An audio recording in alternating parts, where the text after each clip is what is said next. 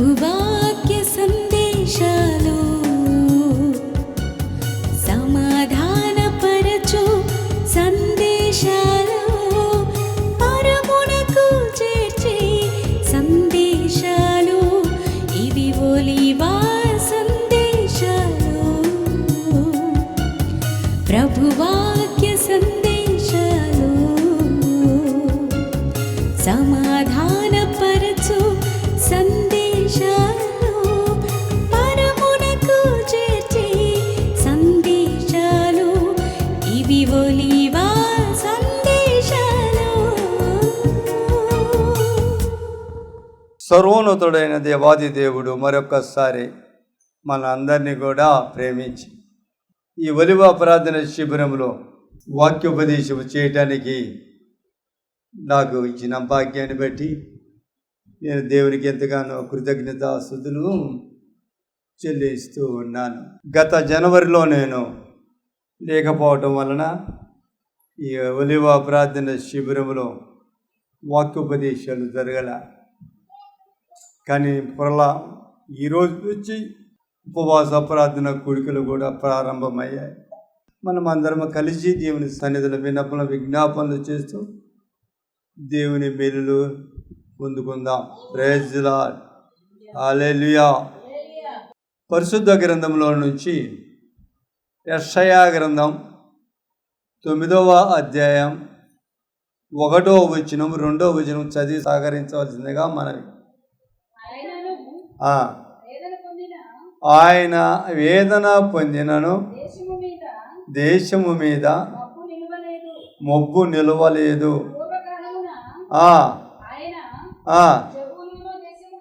జబూలూను దేశములోను నప్తాలి దేశములోను అవమానపరిచిన బబులోను నప్తాలి దేశాలలో. Okay, right. Praise lord.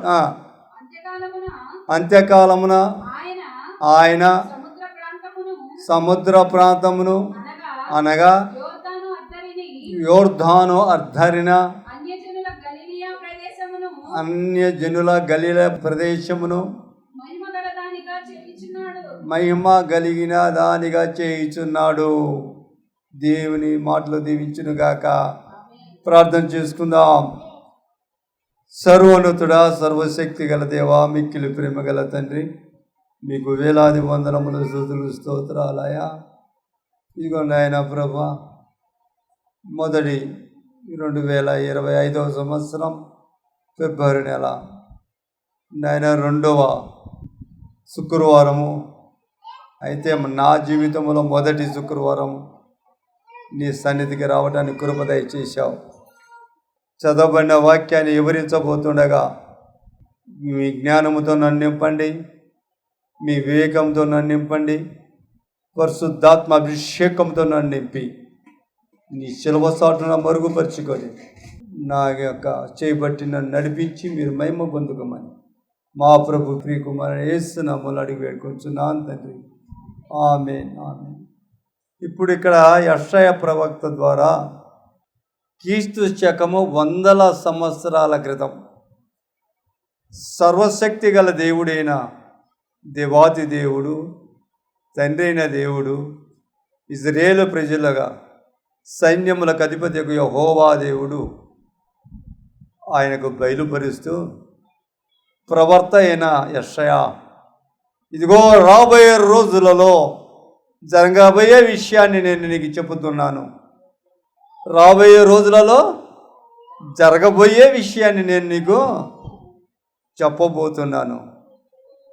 నువ్వు ఆలకించు, ఆలకించినది నా ప్రజలకు తెలియచేయమని ఆనాడు హెచ్చరించాడు. నా ప్రియ సహోదరి సహోదరుడా, ఏమంటున్నాడు ఆయన? భూతకాలంలో, రాబోయే కాలంలో, భూత భవిష్యత్ కాలాలు అని మనం అంటుంటాం. ఆ కాలాలలో రాబోయే కాలంలో ఒక గొప్ప సంఘటన జరుగును.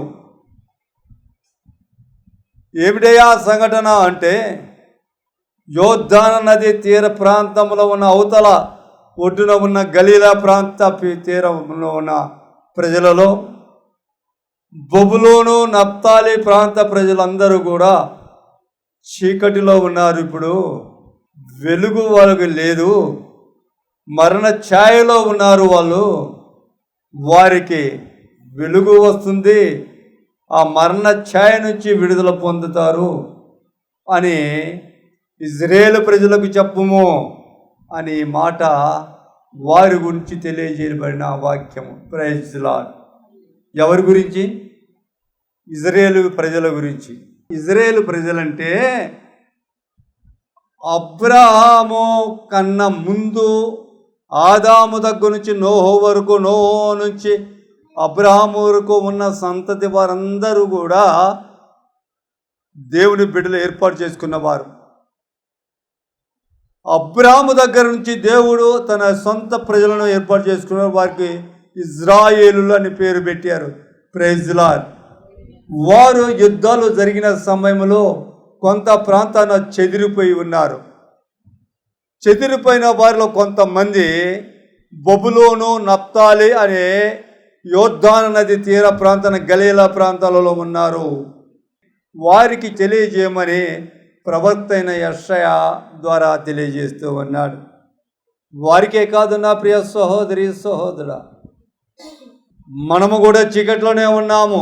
చాలామంది క్రైస్తవులుగా జీవిస్తూ, క్రైస్తవులుగా బ్రతుకుతూ, యేసు నామమును అంగీకరించిన వారిగా ఉండి కూడా జీవిస్తూ ఉన్నప్పుడు కూడా చీకటిలో ఉన్నాం. మన జీవితాలలో వెలుగు లేదు. మరణచారాలు కమ్ముకుంటున్నాయి. అప్పుడప్పుడు అనేక గృహాల మరణ మృగంధాలు మోగుతున్నాయి. కారణం, ఆనాడుకు చెప్పిన వాక్యం నేడు కూడా ఎందుకు చెప్పబోతున్నారంటే, నేడు కూడా ఆ స్థితిలో ఉన్నారు. ఆనాడు ఇజ్రాయేలు ప్రజలు అంటారు, నేడు క్రైస్తవులు అంటారు.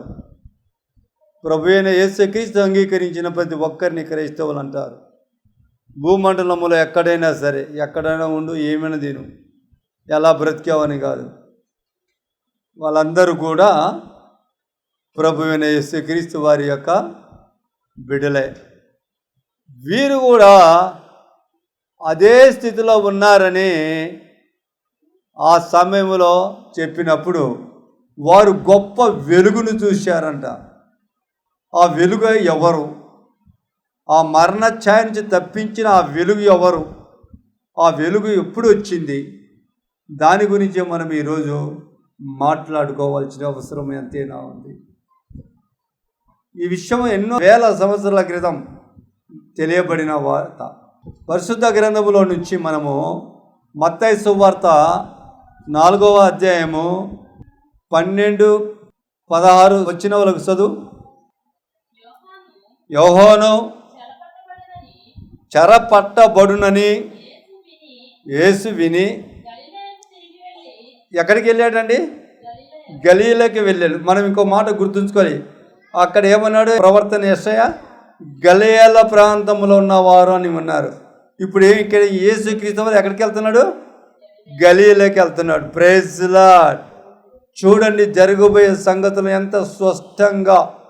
నిన్ను నన్ను సృజించిన, పోషిస్తున్నా, బలపరుస్తున్నా, ఆరోగ్యం ఇస్తున్నా ఆ దేవుడు ముందుగానే ఎంత గొప్ప ప్రవచన ప్రకారం రాయించాడు. ఒకవేళ యేసు ప్రభు వారంట ఆ గలీల ప్రాంతానికి వెళ్తున్నారంట. చదువమ్మా. నజరేతు విడిచి జబులోను, నప్తాలి అనే దేశ ప్రాంతాలలో మనం చదివాము. యెషయా ప్రవక్త ద్వారా చదివాము. బబులోను, నప్తాలి అని యోర్దాను తీర ప్రాంతంలో జీవించున్న వారి ప్రాంతము అంతా వెలుగును చూడునని యేసు అక్కడికి వెళ్ళాడంట. అక్కడ బబులోను, నప్తాలి అనే వంశస్థులు జీవిస్తున్న, దేశస్థులు జీవిస్తూ ఉండగా వారి దగ్గరికి వెళ్ళినప్పుడు ఆ గలీల ప్రాంతంలో ఉన్న సంచరిస్తున్నప్పుడు వారు ఏం చేశారంట? చీకటిలో కూర్చొని ఉన్న ప్రజలను ఏం చేశారంట? గొప్ప వెలుగును చూసిరి. ఎక్కడి నుంచి వచ్చింది ఈ వెలుగు? ఎవరు వెళ్ళారు ఆ ప్రాంతానికి? యేసుక్రీస్తు వెళ్ళారు. యేసుక్రీస్తు అంతకుముందు మనుషుడేగా, మానవుడేగా, మానవ రూపం దాల్చిన దైవం. ఎవరండి ఆయన? యేసుక్రీస్తు మానవ రూపము దాల్చిన దైవం. ఆయన ఎప్పుడైతే ఆ గలిలయ ప్రాంతంలో, బబులోను దేశములోను, నప్తాలి దేశములలో చీకటిలో ఉన్నటువంటి ప్రజల యొద్దకు వెళ్ళాడు. వారంట గొప్ప వెలుగును చూశారంట. Praise the lord. వాళ్ళ చీకటి బ్రతుకులు ఏమైనాయి? వెలుగుమయమైనాయి. వెలుగు వారిలోనికి వచ్చేసింది. అంటే దీని అర్థము, యేసు ప్రభులో వెలుగు ఉంది, క్రాంతి ఉంది, ఉజ్వలము ఉంది, ప్రకాశవంతమైన వెలుతురు ఉంది. మనం చదువుతుంటాం అపోస్తలుల కార్యము 9వ అధ్యాయంలో ఆయన దర్శించినప్పుడు, కింద ఉన్నప్పుడు గొప్ప వెలుగు అతనిని తాకగా సౌలును, అతను ఆ వెలుగుకు తల లెక్క కింద పడిపోయాడంట. Praise the lord. యేసయ్య వెలుగై ఉన్న దేవుడు. యేసయ్య ఏమై ఉన్న దేవుడు? నీలో ఉన్న, నాలో ఉన్న చీకటిని తీసివేయగలిగిన దేవుడు.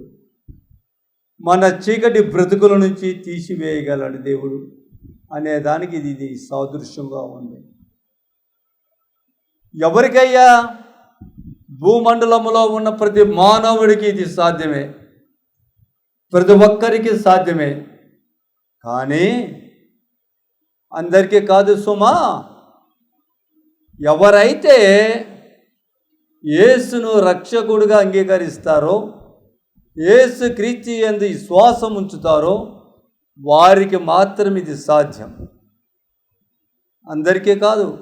నిర్గమాకాండము 10వ అధ్యాయము 20-21 వచ్చిన చదవమ్మా.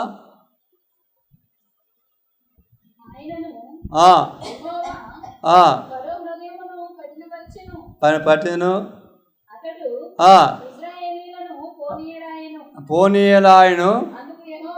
అందుకు యెహోవా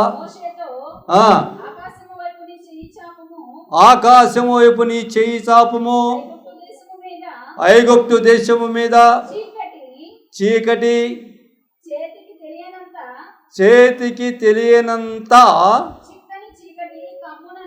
చిక్కని చీకటి కమ్మున నేను. మోషే ఆకాశము వైపు చెయ్యి ఎత్తినప్పుడు ఐగుప్తు దేశమంతయు 3 దినములు గాఢంధకారమాయెను. 3 దినములు ఒకడికి ఒకడు కనుగొనలేదు. దేవుని నామానికి మహిమ కలుగునుగాక. దేవుని మహిమ చూశావా? జరగబోయే దాని గురించి చెప్తాకు వస్తాడు, జరిగిన దాని గురించి ఆయన ఎప్పుడు ప్రస్తావించడు. ప్రస్తావిస్తాడా? ఇవ్వడా? జరగబోయే విషయాలను మనకు చాలా జాగ్రత్తగా చెప్తూనే ఉంటాడు, కానీ జరిగిన విషయాలను కూడా మనకు ఆయన బోధిస్తూనే ఉంటాడు. వేల సంవత్సరాల క్రితం జరిగిన ఈ సంఘటన ఈరోజు క్రైస్తవ సమాజానికి బోధించాల్సిన అవసరము ఏముంది?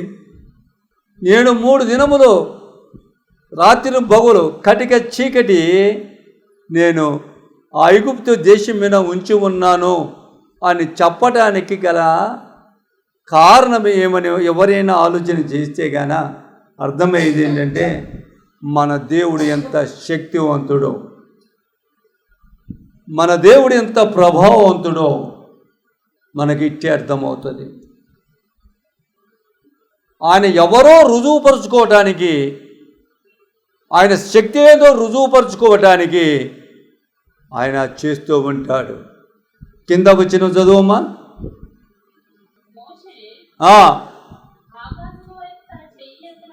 ఆకాశం వైపు తన చెయ్యి ఎత్తినప్పుడు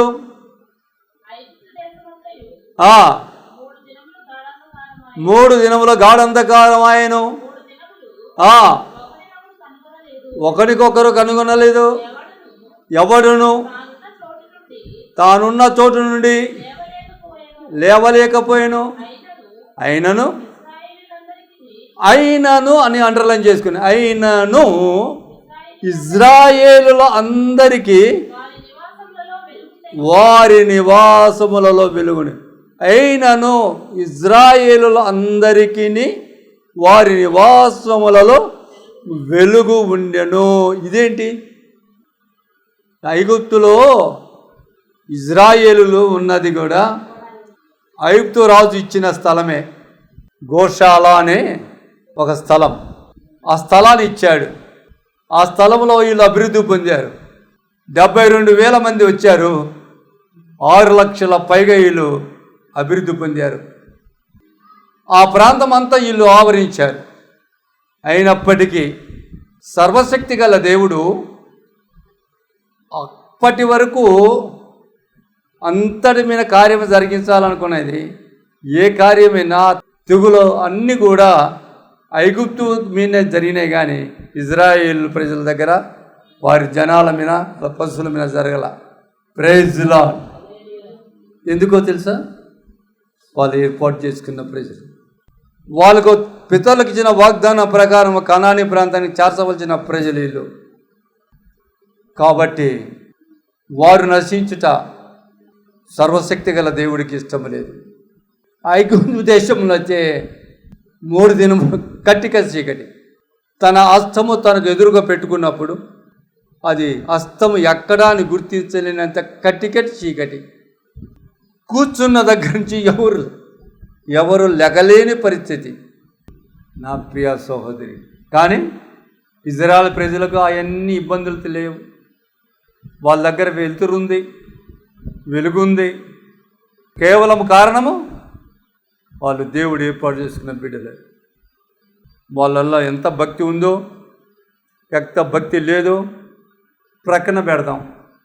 వాళ్ళు ఎలా జీవన శైలి సాగిస్తున్నారా, సాగించటం లేదా ప్రక్కన పెడదాం. వాళ్ళు ఆ దేవుని ఆరాధిస్తున్నారా, ఆరాధించటం లేదా పక్కన పెడితే గాన దేవుడంట ఈ సూర్యుని చంద్రుని సృష్టించినప్పుడు అందరి మీద నువ్వు ప్రకాశించాలి రా బాబు అని చెప్పాడంట. దేవుని కృప కూడా అందరి మీద ప్రకాశిస్తుంది, తేడా ఉండదు. Praise lord. హల్లెలూయా. నేను ఎందుకు ఈ మాటలు చెప్తున్నానంటే,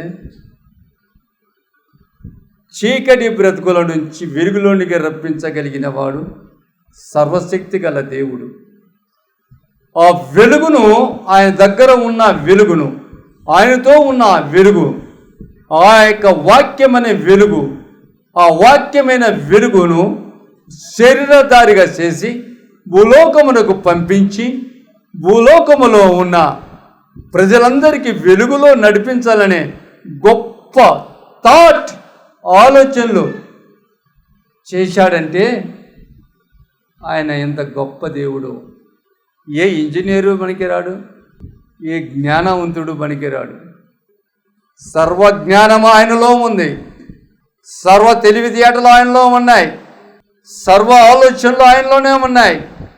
ఎప్పుడో జరగబోయేది ఎన్నో వేల సంవత్సరాల క్రితం ప్రకటించగలిగిన వాడు, ఎన్నో వేల సంవత్సరాల క్రితం జరిగించబోయే ముందే ప్రకటించాడు, జరిగిస్తూ ఉన్నాడు.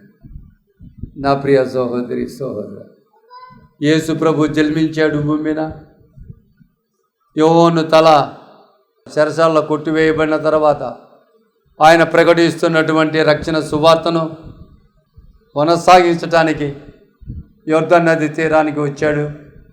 గలీలా ప్రాంతంలో ఉన్నటువంటి ఆ సముద్ర తీరములో నివాసం ఉంటున్నటువంటి ఇజ్రాయేల్ ప్రజలు, యూదులందరికీ కూడా సువార్త ప్రకటిస్తూ సంచరిస్తున్నప్పుడు ఈ చీకటిలో మరణ చాలుగుచున్న బబులోను ప్రాంతము దేశంలో వారు, నప్తాలి దేశంలో వారు కనిపించి వారిలో ఈయన ప్రవేశించినప్పుడు, ఆ దేశాలలో నడిచినప్పుడు వారు వెలుగును చూశారు, గొప్ప వెలుగును. ఎంత గొప్ప కార్యం అండి! అంటే యేసు ప్రభువారు వెలుగై ఉన్నాడు అనే మాట నిజం. యేసు ప్రభువారిలో చీకటి లేదు అనేది మటుకు వాస్తవం. చీకటి అనగా పాపానికి సాదృశ్యం, ఆజ్ఞ అతిక్రమానికి సాదృశ్యంగా ఉంటుంది. పాపం. కాబట్టి తండ్రి మాట ఎప్పుడూ ధిక్కరించలే, పాటిస్తూ వచ్చాడు. కాబట్టి ఆయనలో ఏ చీకటి లేదు, ఏ తప్పు లేదు, ఈ పాపము లేదు. కాబట్టి ఆయన్ను ఎవరు ఓడించలేకపోయారు. కారణం ఇదే నా ప్రియ సహోదరి సహోదరు. ఇంకొక మాట నీకు నేను చెప్తాను చూడండి. యోహాను సువార్త 8వ అధ్యాయం 12వ వచనం. మరలా యేసు, నేను లోకమునకు వెలుగును, నన్ను వెంబడించువాడు చీకటిలో నడవక జీవపు వెలుగులోనికి కలిగి ఉండునని వారితో చెప్పెను. Praise the Lord. లోకమునకు నీకు వెలుగై ఉన్నాను. ఏమై ఉన్నాడు?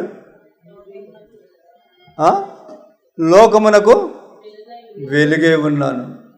లోకం అంటే ఏది? రెండే లోకాలు, ఒకటి భూలోకము, ఒకటి పరలోకం. పరలోకం అనొచ్చు, పుణ్యలోకం అనొచ్చు, స్వర్గం అనొచ్చు, మోక్షం అనొచ్చు. ఈ 4 పేర్లు ఒకటే చేర్చబడినదే సర్వశక్తి గల దేవుని యొక్క నివాస స్థలం. అది హెవెన్, పరలోకం. దేవుని దూతలు, ఆయన సింహాసనం ఉన్నది. అది మనం చూసుకోవాలి. భూలోకంలో ఆయన పరలోకం నుంచి వచ్చినప్పుడు ఆయన లోకమునకు వెలుగై ఉన్నాడంట. నేను ముందే చెప్పాను, ఆయన మానవుడే కానీ ఆయన దైవ స్వరూపం, మానవ శరీరం దాల్చిన దైవము అని ముందే చెప్పాను నేను. యేసు ఎవరయ్యా అంటే మానవ శరీరము దాల్చిన దైవము. భయపడకండి, జంకకండి, నిర్భయంగా, నిర్మాటకంగా నువ్వు ఏ దేవుడు ఆరాధిస్తున్నావంటే ఇదే మాట చెప్పండి. శరీరాన్ని దాల్చుకొని దైవ స్వభావము కలిగి భూమిన సంచరించి ప్రజల కొరకు తనకు తానే బలిగా అర్పించుకున్న నజరేయుడైన యేసుక్రీస్తు వారి యొక్క శిష్యురాలను, భక్తిమంతురాలను, భక్తుడను. ఈ మాటే చెప్పండి, వేరే చెప్పనక్కర్లా. ఈ మాట నువ్వు చెప్పావనుకో హృదయపూర్వకంగా, ఆకాశం తెరవబడుతుంది. నీ ఆత్మ సంతోషంగా గంతులు వేస్తూ ఆకాశంలో చేర్చబడుతుంది. ఎవడికో భయపడి మందిరిగానే కాదయ్యారు మందిరం కాదు, ఆ మందిరం వద్దు. నిర్భయంగా, నిర్మాటకంగా చెప్పాలి, ఒప్పుకోవాలి. ఆయన లోకమునకు వెలుగై ఉన్నాడు. లోకమును జీవించే వారికి జీవము వెలుగై ఉన్నాడండి. ఎంత చక్కగా వాక్యం బోధిస్తుంది. ఈ వాక్యాన్ని మనం చదువుతున్నప్పుడు కానీ, ఈ వాక్యాన్ని మనము ధ్యానిస్తున్నప్పుడు కానీ మనకు కలిగేది ఒకటే. ఏంటంటే తెలుసా? అసలు నా జన్మ ఆ సమయంలో ఎందుకు లేదు? ఏ సమయంలో చెప్పండి? ఏ సమయంలో?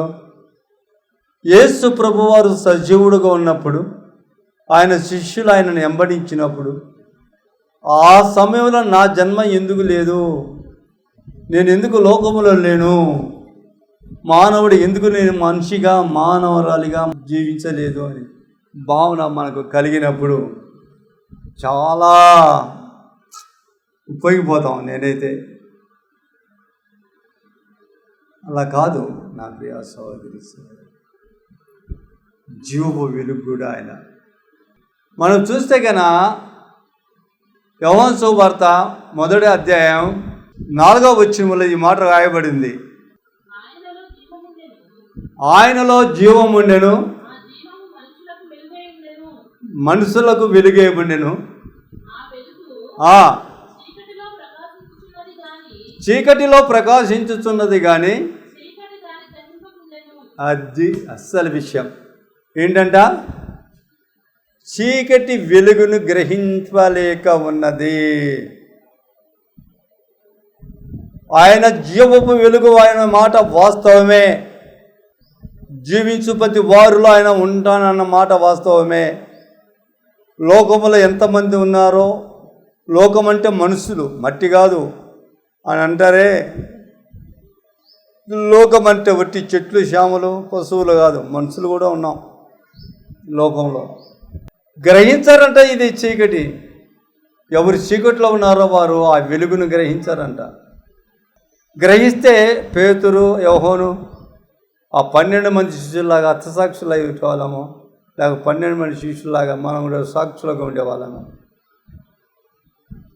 చాలా సంతోషమే వస్తుంది. గ్రహింపు ఉండదంట. ఎందుకు గ్రహింపు ఉండదు? వెలుగానే మనకు గ్రహింపు ఉండదు. ఎందుకు గ్రహించరు అంటుంది. మళ్ళీ ఒకసారి వారు వెలుగులో ఉన్నారు కానీ ఆ వెలుగు చీకటిలో ప్రకాశించుచున్నది కానీ చీకటి దానిని గ్రహింపకుండెను. ఒకే ఒకడు వెలుగును ఆ వెలుగును చూడగలిగినాడు. తక్కిన వాళ్ళు, అక్కడున్న వారు ఎవ్వరు కూడా ఆ వెలుగును చూడలేక పోయారు. లోకంలో సౌలు గారి విషయంలో ప్రైజ్ ది లార్డ్ గొప్ప వెలుగును చూశాడంట. వెలుగు ఏదో ఒక మెరుపులాగా వచ్చింది, వాళ్ళందరూ పడిపోయారు, అది వేరే విషయం. కానీ వెలుగులో నుంచి మాట్లాడిన ఆ స్వరాన్ని, మాట్లాడిన మనిషి యొక్క రీతిని సౌలు ఒక్కడే చూడగలిగాడు, గ్రహించగలిగాడు. ఆలోచన చేయండి, గ్రహింపు లేదు. మన క్రైస్తవ సమాజంలో, మన క్రైస్తవ జీవితాలలో, క్రైస్తవ కుటుంబాలలో వెలుగు లేదా? ఉంది. కానీ దేవుడు అనుగ్రహించిన సమృద్ధిని నుండి బయటికి వచ్చి ఆలోచన చేస్తే ఆ వెలుగును చూడగలరు.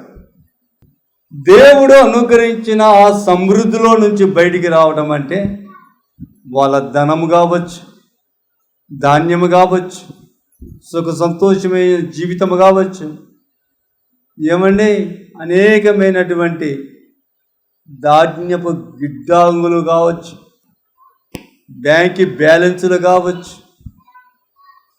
అన్నీ కూడా దేన్ని కప్పేసినాయి? యేసయ్య వెలుగు అనే ఆ మహా వెలుగును నీ హృదయంలోనికి రాకుండా కప్పేసినాయి. Praise the lord. ఒలీవ సందేశాలు, ప్రభువాక్య సందేశాలు.